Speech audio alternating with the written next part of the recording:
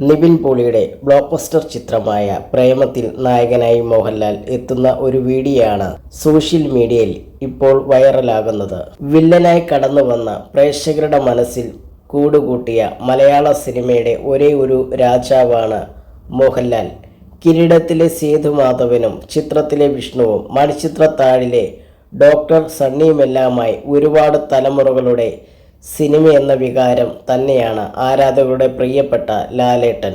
വർഷങ്ങൾക്കപ്പുറം മോഹൻലാൽ അവിസ്മരണീയമാക്കിയ കഥാപാത്രങ്ങളായി പുതുതലമുറയിലെ താരങ്ങൾ എത്തുന്ന വീഡിയോകൾ സൈബറിടത്ത് ശ്രദ്ധിക്കപ്പെടുന്നു. ഇപ്പോഴിതാ നിവിൻ പോളിയുടെ ബ്ലോക്ക് ബസ്റ്റർ ചിത്രമായ പ്രേമത്തിൽ നായകനായി മോഹൻലാൽ എത്തുന്ന ഒരു വീഡിയോയാണ് സോഷ്യൽ മീഡിയയിൽ വൈറലാകുന്നത്. നിവിൻ തകർത്ത് അഭിനയിച്ച ജോർജ് എന്ന കഥാപാത്രമായി മോഹൻലാൽ എത്തുമ്പോൾ സായി പല്ലവി അവതരിപ്പിച്ച മലർ എന്ന കഥാപാത്രമായി വീഡിയോയിൽ പ്രത്യക്ഷപ്പെടുന്നത് പ്രിയ നടി ശോഭനയാണ്.